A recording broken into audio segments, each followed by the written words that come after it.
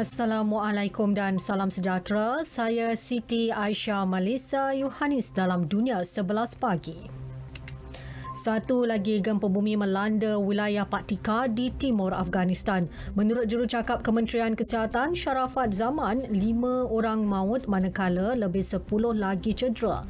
Katanya gempa bumi berukuran 4.3 pada skala Richter itu berlaku di kedalaman 10 kilometer. Sementara itu, Menteri Dalam Negeri Afghanistan Sirajuddin Haqqani merayu bantuan segera antarabangsa. Ia berikutan gempa bumi telah memusnahkan kediaman, kemudahan dan mengorbankan warganya. Beliau memberi jaminan kesemua bantuan akan diagih secara adil kepada yang memerlukan. Jepun, Korea Selatan, Taiwan dan Emirat Arab Bersatu telah bersetuju untuk menghantar bantuan. Bantuan daripada Pakistan telah masuk ke Kabul. Afghanistan ketiga ini kekurangan bekalan perubatan untuk merawat mangsa cedera.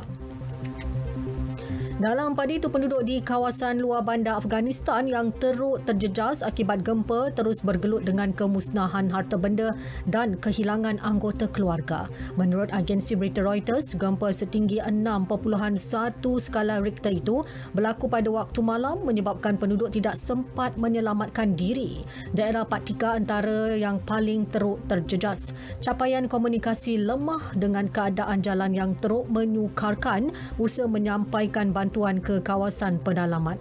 Kadar korban yang tinggi dan skala kemusnahan besar menjadikan bencana gempa kali ini merupakan yang terburuk sejak 2 dekad lalu.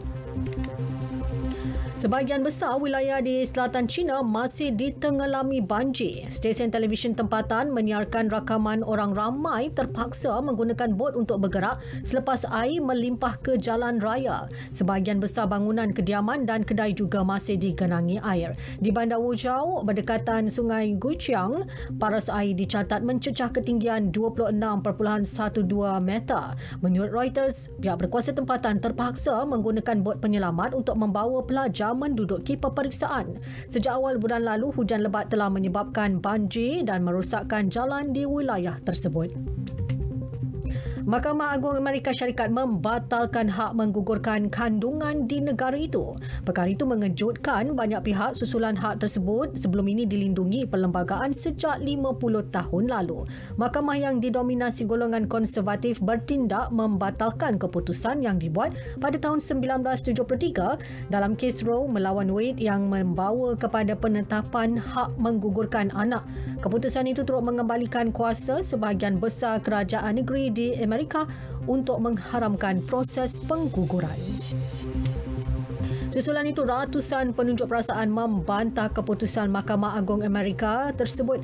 Menurut agensi berita Reuters, pemprotes menyatakan mana-mana wanita di Amerika Syarikat yang mengandung tanpa dirancang kini akan berdepan keadaan yang sukar. Mereka tiada pilihan selain ke negeri-negeri yang masih memberi kebenaran untuk menggugurkan bayi mereka atau mendapatkan pil pengguguran secara atas dalam talian dan berhadapan dengan proses pengguguran secara haram serta berbahaya.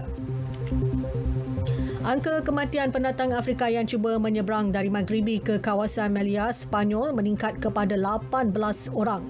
Menurut pihak berkuasa wilayah Nador, 13 daripadanya meninggal dunia sejurus insiden rempuhan dan bertempur dengan pihak polis. Sebelum ini, polis menyatakan hanya 5 pendatang maut, 13 lagi cedera parah.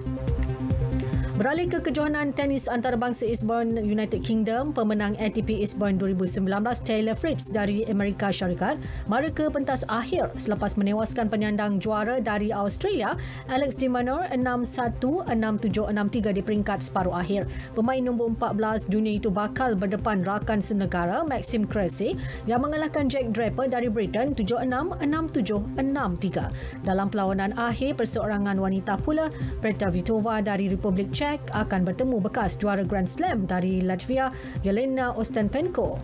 Vitova marah selepas mengalahkan pemain Brazil Beatriz Haddad-Maia, manakala Ostapenko menewaskan Camila Giorgi dari Itali. Menjelang Sukan Olimpik Paris 2024, Persatuan Tinju Antarabangsa IBA tidak dibenarkan terlibat dalam pertandingan tinju atau kelayakan perlawanan di tamasya itu nanti. Demikian menurut kenyataan Majlis Olimpik Antarabangsa. Sekian berita yang disunting oleh Ashrik Fahmi Ahmad dari Pusat Berita RTM. Assalamualaikum dan salam keluarga Malaysia.